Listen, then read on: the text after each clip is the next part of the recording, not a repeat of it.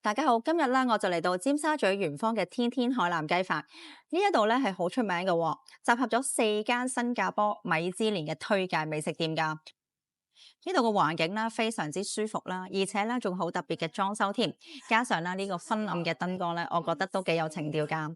無論係朋友食飯啦，定係商務會議咧，我都覺得好適合㗎。今日咧係星期四，我咧就揀咗呢一個特價餐啦，星洲甄選2人餐，優惠價538蚊咋，滿足晒我所有願望。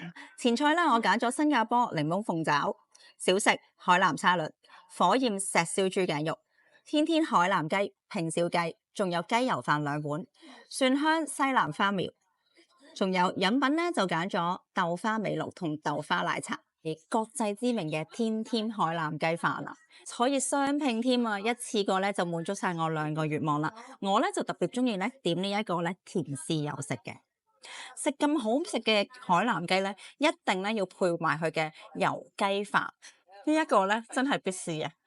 隻雞真係好滑，當然唔少得2杯特飲啦。豆花美祿、豆花奶茶、新加坡檸檬鳳爪啦，哇！一上台嘅時候咧，騰雲駕霧，簡直咧就係仙境一樣啦。食落去嘅時候咧，好開心啊！佢剝晒啲骨咧，一咬咧，啖啖都係肉，滿滿嘅骨膠原啦。味道就酸酸地，同埋有少少辣。海南沙律睇到咧就已經好吸引啦。呢個係番石榴嚟噶，酸酸甜甜咁，仲有士多啤梨喺度喎。食落去嘅時候咧，好開胃。我咧就最中意食生果噶啦，火焰石燒豬頸肉，記住點埋醬汁，另外一個味道。